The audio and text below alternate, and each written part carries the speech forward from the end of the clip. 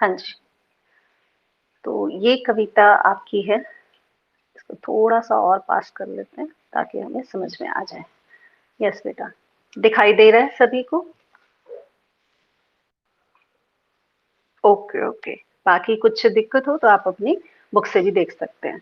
तो हमने वहां तक पढ़ लिया था बेटा कि कवि कहता है कि हे बच्चे, यदि तेरे को कोई छू ले तो उसके हृदय से भी वैसे ही प्यार बरसने लगता है, अपना प्यार बरसाने लगता है, जैसे सफालिका के फूल। जिस तरह से सफालिका का जो पौधा होता है उसमें बहुत सारे फूल लगे होते हैं, और जैसे ही कोई उसे छूता है तो वो प्यार बरसाता है, अर्थात उससे फूल झड़ने लगते हैं। बांस था कि बबूल, चाहे कोई व्यक्ति कैसा भी क्यों ना हो, ठीक है। बांस का मतलब मैंने कल बताया था, ऐसा शुष्क और नीरस, यानी कि ऐसा व्यक्ति जो बिल्कुल बांस की तरह, मतलब थोड़ा सा नीरस है, उसमें रस है ही नहीं, उसमें प्यार है ही नहीं, ऐसा व्यक्ति भी था कि बबूल। बबूल का मतलब कांटेदार, क्रूर स्वभाव वाला, क्रोधी स्वभाव वाला, हार्ड दिल वाला, ठीक है, पाषाण हृदय वाला व्यक्ति। ऐसे व्यक्ति के से भी क्या है, आपके लिए क्या बरसने लगेगी, प्यार की धारा बरसने लगी। जो तुमसे छू गया वो उसी तरह से प्यार बरसाएगा, जैसे सफालिका के जो फूल होते हैं वो जरा से छूते ही प्यार बरसाने, मतलब फूल बरसाने लगते हैं, उसी तरह से तुम पर भी प्यार लुटाने में वो पीछे नहीं रहेगा। तुम मुझे पाए नहीं पहचान। अब कवि कहता है कि हे बच्चे, शायद तुम मुझे पहचान नहीं पाए। अब यहाँ पर इनडायरेक्ट क्वेश्चन पूछ लेता कि ऐसा क्यों कहा कवि ने। कवि ने ऐसा इसलिए कहा क्योंकि वो प्रवासी था। प्रवासी का मतलब होता है बेटा जो काफी दिन से बाहर रहा हो, ठीक है, विदेश में रहा हो या बाहर रहा हो, आउट ऑफ स्टेशन जिसे कहते हैं, रहा हो। तो कहते इसलिए तुम मुझे पहचान नहीं पाए हो अभी तक, तुम मुझे पाए नहीं पहचान। शायद ऐसा लग रहा है, क्वेश्चन मार्क क्यों लगाए, कहते उसे असमंजस है इस बात का कि शायद मुझे बच्चा नहीं पहचान पाया। देखते ही रहोगे एनिमेश, कहते एनिमेश का मतलब लगातार, पेंसिल अपनी रखिएगा, वर्ड में नहीं लिखते रहिए।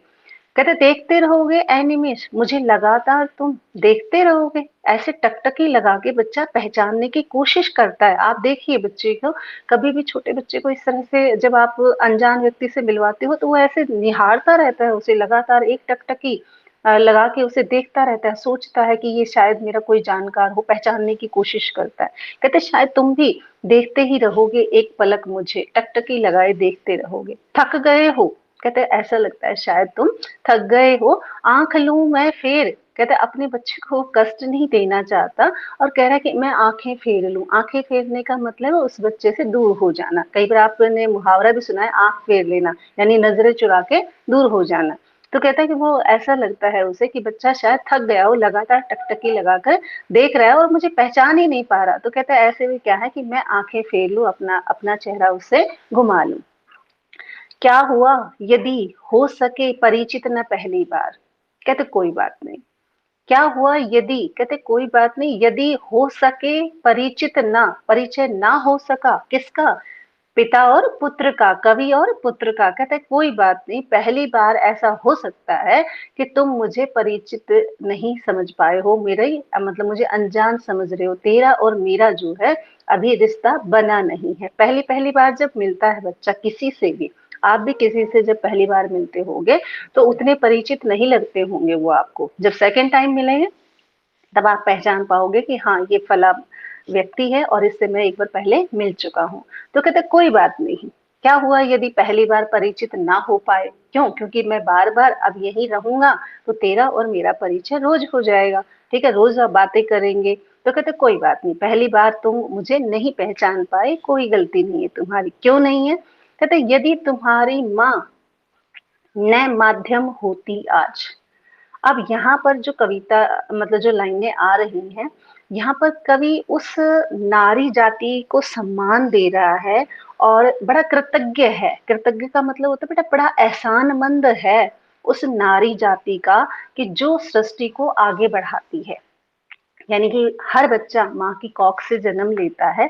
तो यहाँ पर नारी की महानता का बखान करते हुए कवि कहता है कि यदि तुम्हारी माँ ने माध्यम बनी होती आज। माध्यम का मतलब बीच, तेरे और मेरे बीच में संबंध जो बनाने का जो काम किया है वो माँ ने ही तो किया है।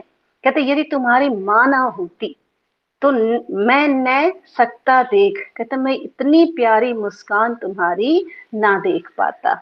अगर तुम्हारी माँ आज ना होती, इस यानी तुम्हें दुनिया में लाने वाली ये माँ ना होती, अगर इस दुनिया में लाने वाली नारी ना होती, औरत ना होती, तो शायद ये सृष्टि आगे ना बढ़ती। कहते इसलिए यदि तुम्हारी माँ मध्यम ना होती, तो ना मैं देख मुस्कान, ना मैं देख पाता, ना मैं जान पाता, यानी मैं न जान पाता, जान पाता का मतलब मुझे पता ही नहीं चलता कि बच्चे की मुस्कान इतनी मनमोहक, इतनी आनंददायी, ठीक है, और इतनी आकर्षक होती है कि वो मृतक में भी जान डाल देती है। कहते ये एहसास कब हुआ? कहते जब तुम्हारी माँ ने तुम्हें जन्म दिया, ठीक है।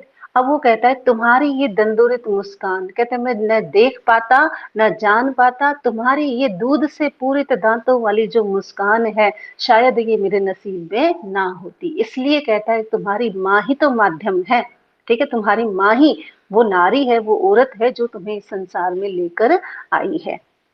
अब कवि कहता है कि हे बच्चे, तुम्हें संसार में लाने वाली जो नारी शक्ति है, कहते धन्य तुम, कहते तुम भी बड़े धन्य हो जो ऐसी माँ के कोख से जन्म लेकर इतनी सुंदर मुस्कान या इस संसार को देख पाए हो, इतनी सुंदर मुस्कान इस संसार में आ पाए हो, देख पाए हो, जन्म ले पाए हो। कहते इसलिए तुम धन्य हो। माँ भी तुम्हारी धन्य है, कहते तुम्हारी माँ तो तुमसे भी कहीं ज्यादा धन्य की पात्र है, धन्यवाद की पात्र है कि उसी की वजह से मैं तुम्हें इस संसार में देख सका, तुम्हारी मुस्कान को देख सका। कहते इसलिए तुम दोनों ही धन्य हो। तुम धन्य इसलिए हो, पुत्र को इसलिए कह रहा है कि मैं तुम्हारी मुस्कान देख सका, बच्चे का सुखद एहसास, वात्सल्य का भाव, वात्सल्य प्रेम तुम पर बरसा सका। अगर संतान ही ना होती तो वो इतना प्यार कहाँ बरसा पाता। तो कहते हैं इसलिए तुम भी धन्य हो, यानी तुम आए, इसलिए धन्यवाद तुम्हारा कि तुम्हारे आने से मेरे जीवन में क्या आ गई, मृतक में भी जान के समान जोश आ गया है। कहता है हे पुत्र, तुम भी धन्य के पात्र हो और माँ भी तुम्हारी धन्य, यानी तुम्हारी माँ भी धन्यवाद की पात्र है। एहसान मंद हूं मैं तुम्हारी माँ का, उस नारी शक्ति का जो इस संसार को, इस सृष्टि को आगे बढ़ाती है। सोचो यदि माँ ना होती तो क्या इस संसार में हम सब आ पाते? तो इसलिए यहाँ पर कवि ने नारी शक्ति का सम्मान करते हुए उसे मतलब सृष्टि की जन्मदाता माना है। आगे कवि कहता है चिर परवासी मैं इतर, कहते हे बच्चे शायद तुम मुझे इसलिए नहीं पहचान पाए। चिर का मतलब होता है बेटा लंबे समय से, प्रवासी का मतलब जो अपने देश से बाहर रहता हो। कहते मैं लंबे समय से बाहर हूं, मैं इतर मतलब दूसरा, इसलिए तुम्हारे लिए मैं दूसरे जैसा लगता हूँ, ठीक है।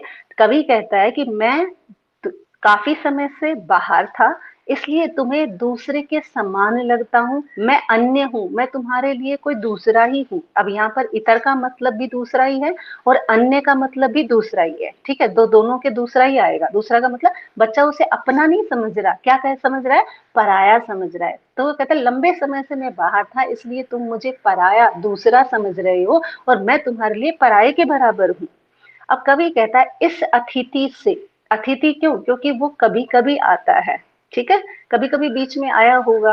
तो कह रहे इस अतिथि से प्रिय तुम्हारा क्या रहा संपर्क, कि तुम मुझे शायद इसलिए नहीं पहचान पाए कि हे बच्चे शायद तुम्हारा और मेरा ज्यादा संपर्क नहीं रहा, यानी कि हमारा और तुम्हारा ज्यादा मिलना जुलना नहीं हो पाया, ठीक है। मैं कभी कभी आया तो तुम्हारे से बात नहीं हो पाई, तुम इस संसार में आए ही नहीं थे, ठीक है। जब आए हो तो मैं तुमसे काफी समय बाद मिला हूँ, इसलिए हे प्रिय, हे प्यारे बच्चे, तुम्हारा और मेरा कोई नाता नहीं जुड़ पाया, ठीक है। जितनी घनिष्ठता एक पुत्र और पिता में हो सकती है, देखो समीप पिता अगर रहता है तो उसका मतलब जो प्रेम है वो गाढ़ा भी होता है और बच्चा जो है पिता से लगाव भी शुरू कर देता है। लेकिन कहता है तुम्हारा और मेरा संपर्क, नाता, रिश्ता इतना मजबूत नहीं बन पाया क्योंकि मैं अतिथि हूँ, ठीक है, यानी काफी समय से बाहर रहा हूँ और कभी कभी आता रहा हूँ। इसलिए वो कहता है इसलिए तेरा और मेरा ज्यादा नाता नहीं है, ज्यादा संबंध अच्छा नहीं है।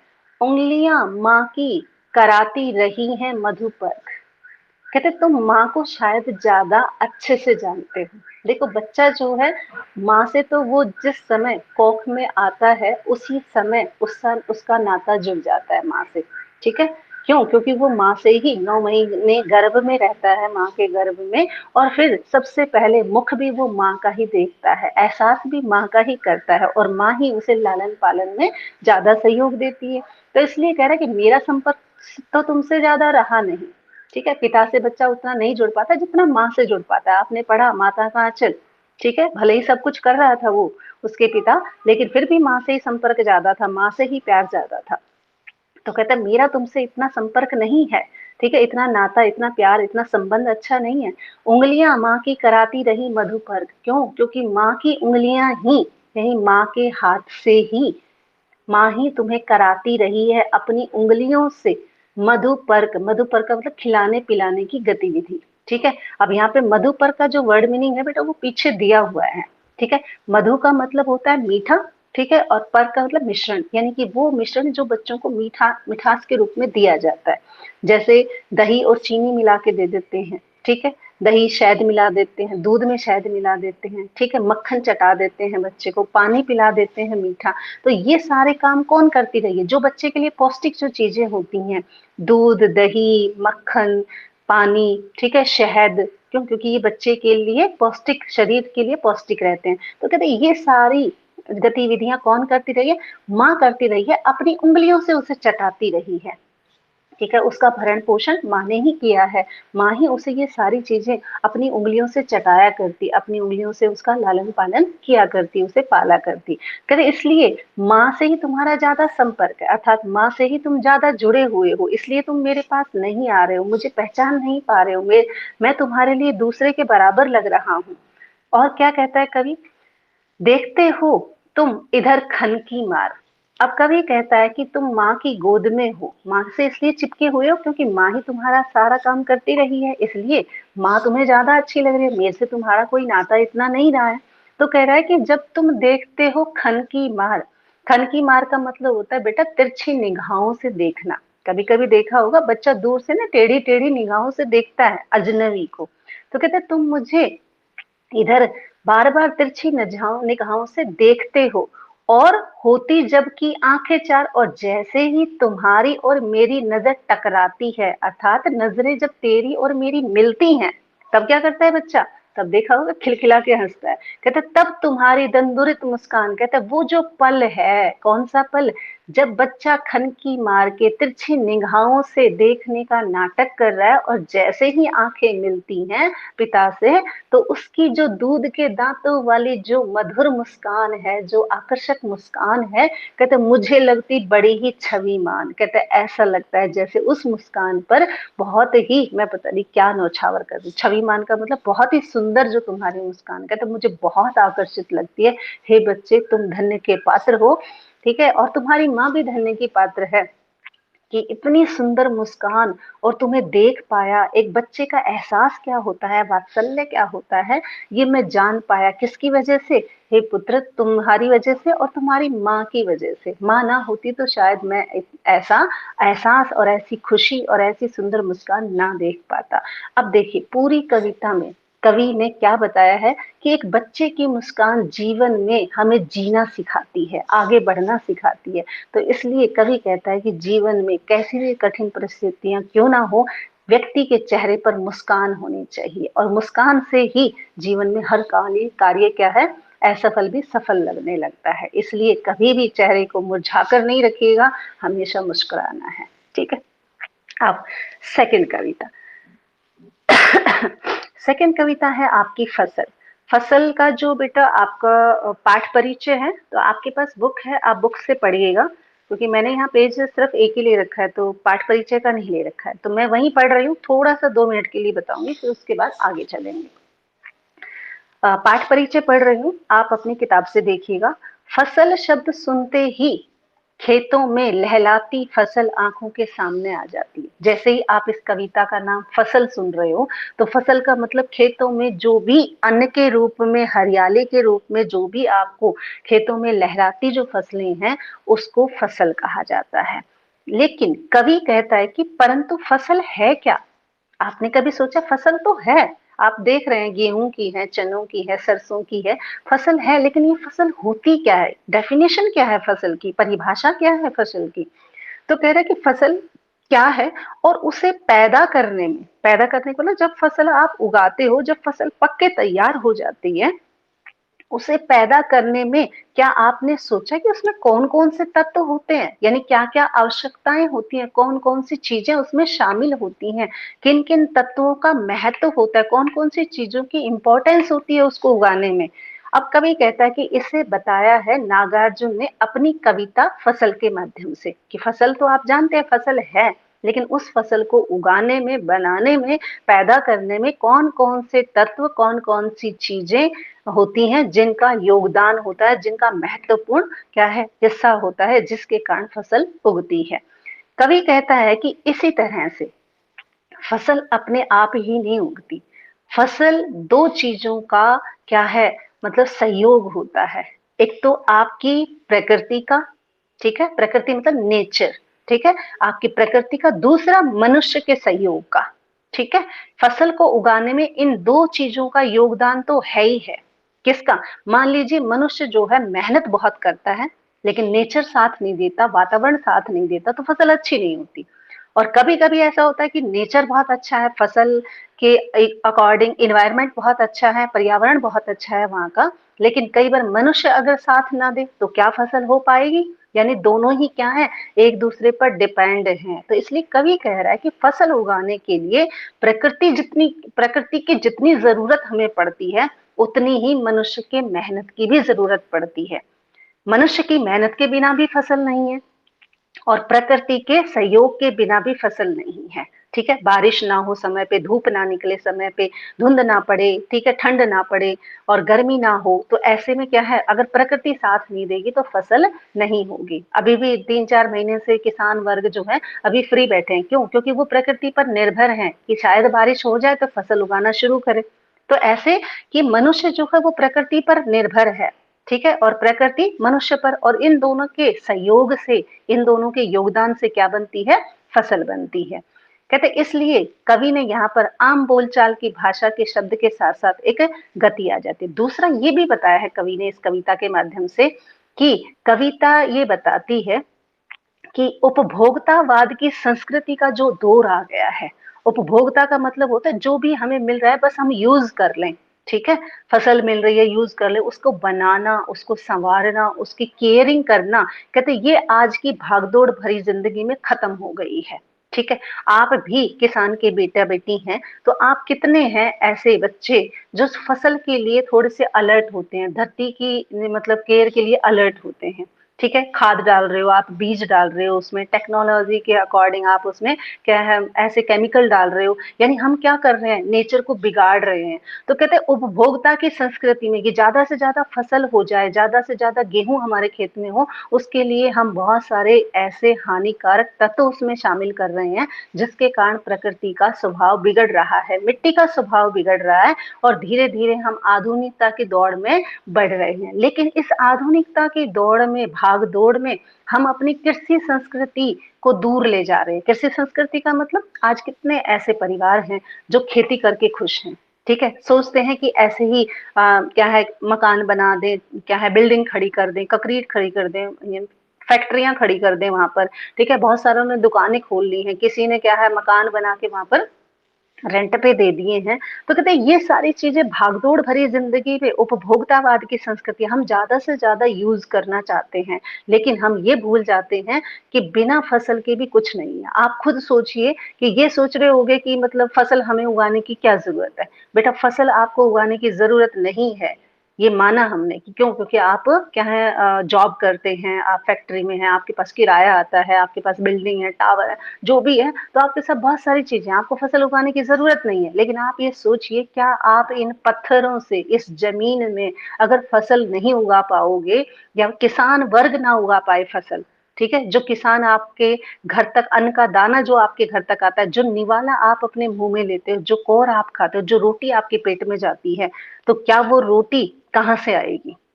अगर इसी तरह से बिल्डिंग खड़ी रहेंगी, फैक्ट्रियां आ जाएंगी, ठीक है, उपभोक्तावाद की भागदौड़ में हम चकाचक चकाचौंध होते रहेंगे, सड़कें बिछ जाएंगी, विकास के नाम पर बहुत कुछ हो जाएगा, लेकिन क्या बिना फसल के काम चलेगा? बिल्कुल भी नहीं चल सकता। ठीक है। तो कवि कहता है कि फसल बहुत जरूरी है, और फसल के लिए क्या है, प्रकृति का और मनुष्य का योगदान बहुत जरूरी है। प्रकृति तो वैसी ही है, लेकिन मनुष्य नहीं समझ रहा। मनुष्य क्या सोच रहा है, आधुनिकता की दौड़ में भागा जा रहा है। ठीक है, खेती कौन करेगा, ठीक है, दे देते हैं किसी को, यहाँ पर बिल्डिंग बना लेते हैं, किराया आ जाएगा, पैसा तो आ ही रहा है। लेकिन बेटा, पैसों से भूख नहीं मिटती। ठीक है, क्यों? क्योंकि भूख जो है वो अन्न से मिटती है, और वो अन्न का दाना आपके मुख तक जो आता है, ठीक है, आपका भरण पोषण जो करता है, वो सिर्फ और सिर्फ योगदान किसका है, किसान का ही है। तो इसलिए खेती की तरफ किसान, कवि कहता है कि हमें खेती की तरफ बढ़ना चाहिए। सब भाग दौड़ में फैक्ट्रियों में ही काम करेंगे, फैक्ट्रियां जो है वो गेहूं नहीं बनाती। वो कहाँ उगता है, वो आपके खेतों में ही उगता है। तो खेतों की तरफ लौटना पड़ेगा हमें, अगर हमें इतनी बड़ी जनसंख्या के लिए अन्न की आवश्यकता होगी तो हमें आगे बढ़ना पड़ेगा। ठीक है, तो ये होता है फसल का महत्व। आप जानते हैं फसल ये है, लेकिन वो कहते हैं कि ये जो फसल है ये यही नहीं है, कहते इसके पीछे बहुत गहरा रहस्य छुपा हुआ है कि फसल जरूरी क्यों है। तो चलिए पढ़ते हैं कविता को। कविता में कवि कहता है कि एक के नहीं, दो के नहीं, ढेर सारी नदियों के पानी का जादू है फसल। फसल जब उगती है तो आपके यहाँ पर खेतों में जो सिंचाई की जाती है, क्या वो एक ही एक ही पानी से की जाती है? नहीं, उस पानी में क्या है, एक नहीं, दो नहीं, ढेर सारी नदियों के पानी का जादू। कि कोई नहर से पानी दे रहा है, कोई क्या है समर्सिबल से पानी दे रहा है, किसी ने कुएं में क्या है कुआं खोद रखा है, वहां से पानी आ रहा है, कभी कभी बारिश हो जाती है। तो कहते हैं फसल जो है वो ढेर सारी नदियों का जादू। कुछ लोग ऐसे हैं जो तालाबों से सींच सींच के पानी देते हैं फसलों में, कभी प्रकृति पानी देती है। तो कहता है एक से काम नहीं चलता कि बारिश पर ही निर्भर है, ऐसा भी नहीं है। दो से भी काम नहीं चलेगा, यानी कि आपके पास नहर आती है और प्रकृति का पानी जो है बरसात जब होती है उसके भरोसे ही फसल होती है क्या? नहीं, कहते ना तो प्रकृति के हिसाब से वहां पर फसल है, वहां पर कहते जब फसल उगती है तो उसमें ढेर सारी नदियों का पानी होता है। ठीक है, कभी बारिश आ जाएगी, कभी नहर से पानी देते हो, कभी दूसरे कुएं से लेते हो, उधर से नहीं मिला तो किसी दूसरे पड़ोसी के कुएं से पानी लेते हो, कभी तालाब से सिंचाई करते हो। ठीक है, कभी कभी पाइप बिछा के पाइपलाइन कहाँ से कहाँ तक लेकर आते हो। कहते ये ढेर सारी नदियों के पानी का जादू है। जादू का मतलब असर है। कहते पानी का असर, ढेर सारे पानी का असर, अलग अलग तरह के पानी के असर से क्या होती है, फसल होती है। कहते ये जादू ही तो है। देखो, पानी से फसल हो जाती है, पानी नहीं दो तो मुरझा जाएगी। तो कहता है फसल जो है वो ढेर सारे नदियों के पानी का जादू है। ठीक है, पानी दे दो तो फसल लहला उठती है। आगे कवि कहता है कि एक के नहीं, दो के नहीं, लाख लाख कोटि कोटि हाथों के स्पर्श की महिमा है फसल। ठीक है, सॉरी, गरिमा है फसल।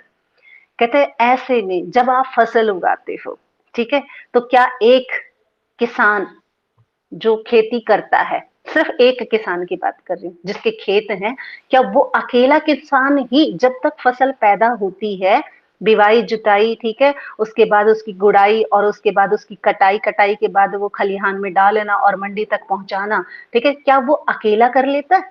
नहीं कर पाता अकेला। कहते वो एक का नहीं है, एक हाथ का काम नहीं है, वो दो हाथों का काम भी नहीं है। यानी कि परिवार भी लग जाए तो भी काम नहीं चलेगा। लाख लाख कोटि कोटि हाथों के स्पर्श की गरिमा। क्या आप ही फसल थोड़ी उगाते हैं? देश में जितनी भी फसल उगती है उसमें लाखों हाथ काम करते हैं। कहीं मजदूर है, कहीं ट्रैक्टर वाला है, कहीं पर आपकी कटाई वाला है, कहीं पर लोडिंग करने वाला है, मंडी तक पहुंचाने वाला है। ठीक है, फिर कोई उसे पिसवाने वाला है, कोई चक्की वाला है, कोई आपके घर तक पहुंचाने वाला है, उसमें माँ है जो रोटी बनाती है और निवाला आपके मुंह तक आप खाने वाले हो। तो कितने लोगों का हाथ, यानी कि आपके पेट में जो अन्न जाता है, जो निवाला जाता है, उससे पीछे जब वो अन्न पैदा होने की जो सोचता है, वहां से लेकर और आपके पेट के में निवाला जाने तक कितने लोगों का योगदान है उस फसल को उगाने में। आप तो कह देते हो कि गेहूं ले आए, ठीक है, लेकिन गेहूं लाने के पीछे कितनों ने उसे उगाया होगा, कितनों ने पानी दिया होगा, कितनों ने उसकी कटाई की होगी, कईयों ने तो उसमें क्या है जो खरपतवार उग जाती है, जो बेकार की जो चीजें उग जाती हैं उनको ठीक किया होगा, किसी ने उसे बोया होगा, किसी ने उसे सींचा होगा, कोई उसे किसी ने काटा होगा। और वो कहता है एक ही नहीं, आप देखिए लाखों हाथ काम करते हैं, करोड़ों काम हाथ करते हैं। कहते हाथों के स्पर्श की गरिमा है। कहते उनके हाथों का जब स्पर्श होता है तो कहते ये जो गौरव है, ये जो तुम देख रहे हो, कहते ये फसल है। कहते उनके हाथों का गर्व है, ये तुम्हें गर्व होना चाहिए उन हाथों पर जो लाखों लाखों करोड़ों करोड़ों हाथों के कारण ये फसल होती है। और कहता है कवि, एक नहीं, अब वो कह रहा है कि इसके बाद एक नहीं, पेज लेते बेटा दूसरा एक बार।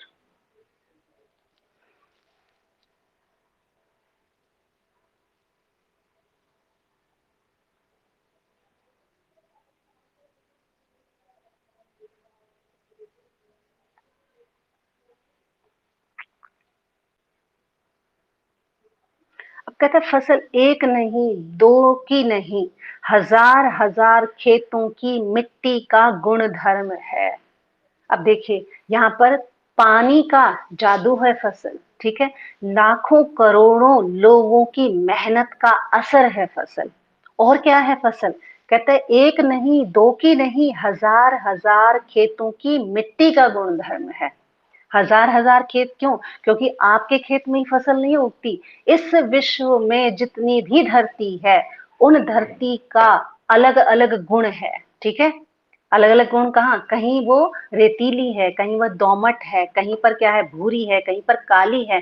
कहते ये मिट्टी का गुण धर्म है, कहते ये मिट्टी की क्वालिटी पर निर्भर करता है। कहते हजार हजार खेतों की मिट्टी की गुणवत्ता का असर है, यानी क्वालिटी का असर है मिट्टी का। मिट्टी की जो विशेषता है, विशेषता क्या है, कौन सी मिट्टी में कौन सी फसल पैदा होगी, ये मिट्टी की विशेषता प्रकट करती है। और उसी विशेषता के आधार पर किसान क्या करता है, फसल को उगाता है। जैसी मिट्टी होगी उसी खेत में वैसी ही फसल उगाने का वो विचार करेगा। कहते हैं ऐसा ही एक खेत नहीं है, कहते हैं हजार हजार खेतों की मिट्टी की विशेषता है क्या, फसल। यानी कि जो फसल है वो एक खेत से नहीं, हजार हजार खेतों से उगकर आपके घरों तक पहुंचती है। अभी तो हम क्या सोच रहे थे, फसल यही है कि बस वो लहरा रही है, नहीं, फसल ये नहीं है। हजार नदियों के पानी का जादू है, लाखों करोड़ों लोगों की मेहनत का फल है।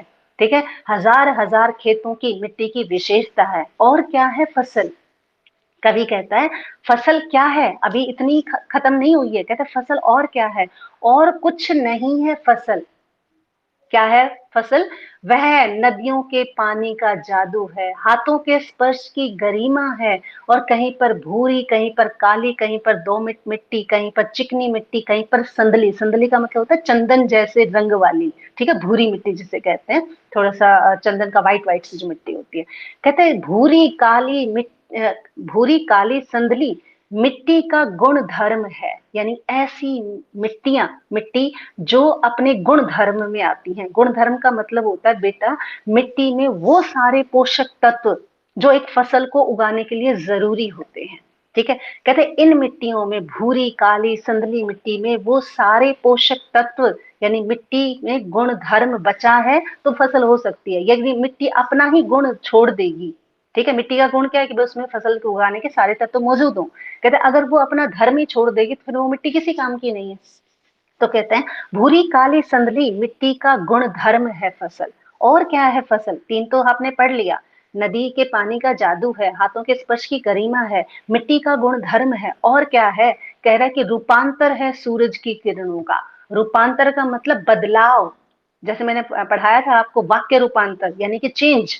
ठीक है, कहते हैं क्या है, बदलाव है सूरज की किरणों का। सोचो ये सारी चीजें हो, पानी भी है आपके पास है, हाथों की मेहनत भी आपके पास है, और मिट्टी क्या है, जमीन भी आपके पास है, फसल आपने उगा दी, क्या वो हो पाएगी बिना सूरज की किरणों के। आपने पढ़ा होगा सूर्य के प्रकाश से क्या है, पौधे अपना भोजन बनाते हैं, पौधे पनपते हैं, ग्रो करते हैं, ठीक है, उनकी ग्रोथ होती है। तो कहते हैं ये सब क्या है, सूरज की किरणों का बदलाव है। ठीक है, कि सूरज की किरणें होती हैं तो जो फसल है वो अपना रूप बदलती है, ठीक है। आज छोटा सा पौधा है, कल और बड़ा दिखेगा, कल और बड़ा दिखेगा, ये सारी चीजें उसमें समाहित होती हैं। सूरज की किरणों के बिना, प्रकाश के बिना भी क्या है, फसल नहीं हो सकती। और क्या है फसल? कवि कहता है, सिमटा हुआ संकोच है हवा की थिरकन का। सिमटा हुआ संकोच यानी उसी में समाया हुआ है। सिमटा हुआ का मतलब समाया हुआ है, संकोच का मतलब जो दिखाई नहीं दे रही, यानी ऐसी चीज जो दिखाई नहीं दे रही और उस फसल में समाई हुई है, वो क्या होती है? हवा। क्यों? हवा को आप देख नहीं सकते, लेकिन फसलों के बीच में से जब हवा निकलती है तो फसलें लहराती हैं। कैसे? थिरकन का, हवा की थिरकन का, कहते हैं हवा से फसलें नाचती हैं, थिरकती हैं, मूव करती हैं, ठीक है, मूवमेंट होता है उनमें। कहते इन सब का, इन सब के कारण ही क्या होती है? फसल होती है। हम तो सोच रहे हैं फसल ऐसे ही है, ठीक है, गेहूं उग गया, सरसों उग गई। कहते नहीं, वहां पर नदी, हजार नदियों के पानी का जादू है। लाखों करोड़ों हाथों के स्पर्श के कारण, उनके मेहनत के कारण ही फसल उगती है। और इसके साथ साथ भूरी काली संदली मिट्टी, यानी मिट्टी में भी वो पोषक तत्व होने चाहिए जो फसल को उगाने में कामयाब हो। और उसके साथ साथ सूर्य का प्रकाश भी जरूरी है, क्योंकि फसल ग्रो भी तभी करती है। और इसी के बीच में यदि हवा ना हो, ठीक है, तो यानी कि किसी बॉटल बंद में आप एक पौधे को लगा दीजिए, खूब धूप में भी रखिए, पानी भी डालिए, लेकिन हवा नहीं मिलेगी तो वो मुरझा जाएगा। तो कहते हैं इसीलिए पौधे जो है वो हवा के कारण ही थिरकते हैं, हवा के कारण ही मूवमेंट करते हैं। और ऐसी हवा जो सिमटी हुई है, जो दिखाई नहीं देती हमें, लेकिन फिर भी उनको हवा चाहिए होती है, उन्हीं में समाई हुई होती है, ये होती है फसल। तो समझ में आ गया होगा कि फसल क्या है। अभी तक तो हम सोच रहे थे फसल गेहूं की उग गई, ये फसल है, सरसों की उग गई, ये फसल है, चने की उग गई, ये फसल है। फसल ये नहीं है, फसल वो है जो प्रकृति के साथ साथ, ठीक है, मनुष्य की मेहनत के साथ साथ नदियों के पानी का असर होता है उस पर, सूरज का असर होता है, हवा का असर होता है, तब जाकर क्या होती है? फसल होती है। तो कवि कहता है कि इसलिए आज के बदलाव में, आधुनिकता की भागदौड़ भरी जिंदगी में हमें आगे बढ़ तो रहे हैं, लेकिन फसल जो आपके घर तक आती है, हमें वापस कृषि संस्कृति की ओर लौटना चाहिए। शायद समय हो गया है आपका, तो आप लेफ्ट हो जाइए, ठीक है। ओके बच्चे, बाय।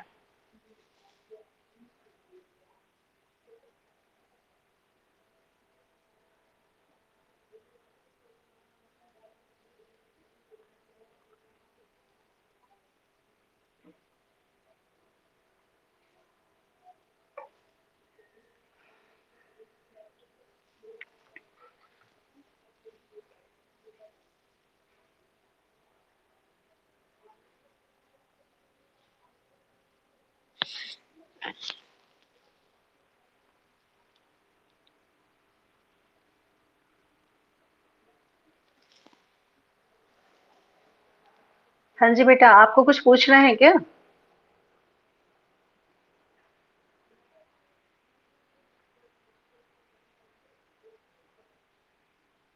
जतिन और दीपक, कोई डाउट है बेटा?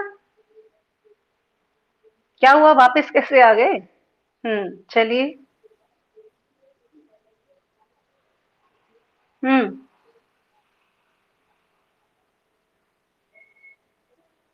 हाँ जी बेटा। हाँ जी, बोलो।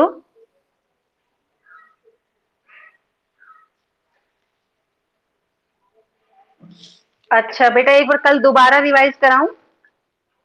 हाँ। हाँ, क्योंकि अब तो है ना, मैंने वीडियो ऑफ कर दी है, तो कल एक बार दोबारा रिवाइज करा दूंगी, आप आ जाना, ठीक है। हाँ, वीडियो सुन लेना, वीडियो सुन लेना बेटा, ठीक है। हाँ, चलिए। लिव हो जाओ बेटा क्लास से। ओके।